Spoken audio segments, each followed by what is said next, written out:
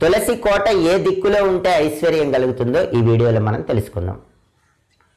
దేవీ భాగవతం ప్రకారం, బ్రహ్మవైవర్త పురాణం ప్రకారం తులసి కోట ఇంట్లో ఏ దిక్కులో ఉన్నా సరే సకల శుభాలు కలుగుతాయి. తూర్పు, పడమర, ఉత్తరం, దక్షిణం ఏ దిక్కులో అయినా తులసి కోట ఏర్పాటు చేసుకోవచ్చు. అయితే ఒక్కొక్క దిక్కులో తులసి కోట ఉంటే ఒక్కొక్క రకమైన ప్రయోజనం కలుగుతుంది.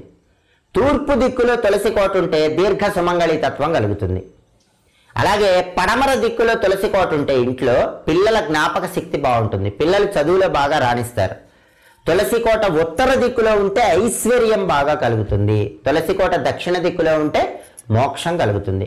అయితే సహజంగా ఎప్పుడైనా సరే తులసి కోట తూర్పు దిక్కులో కానీ ఉత్తర దిక్కులో కానీ ఉంటే విశేషమైన శుభ ఫలితాలు కలుగుతాయని పరిహార శాస్త్రంలో చెప్పడం జరిగింది.